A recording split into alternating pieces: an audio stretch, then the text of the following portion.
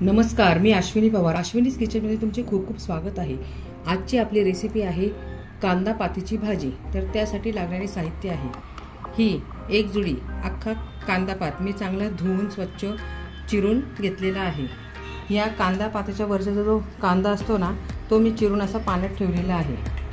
हे एक हिरवी मिरची, हे 4 ते 5 लसूण आणि 1 चमचा जिरे आणि थोडंसं हिंग आणि हे मूग डाळ एक अर्धी वाटी.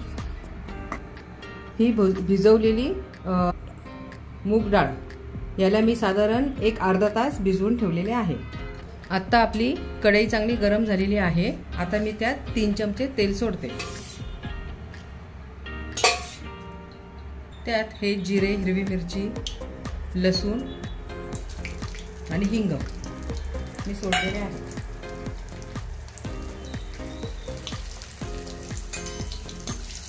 हिरवी मिरची आणि लसूण चांगला तडतडला की त्यात आपल्याला कांदा पात सोडायचा आहे.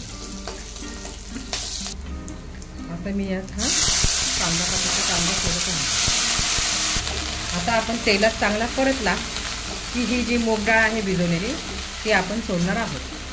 अतिशय झटपट होणारी अशी ही रेसिपी आहे आणि रुचकर देखील लागते. भाकरीसोबत, चपातीसोबत मी यात भिजवलेली मूग डाळ टाकते.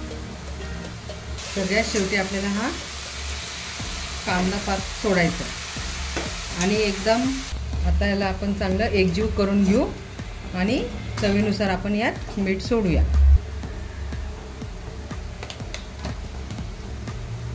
आणि ही भाजी वाफेवरच शिजवायची असते. याला पाणी घालायचं नसतं. ह्याला असं स्वतःचं पाणी सुटतं या कांदा पाताला. आता याला आपण एक 7 ते 8 मिनटं बारीक गॅसवर शिजवून घेऊया. मग आपली भाजी खाण्यासाठी तयार होईल.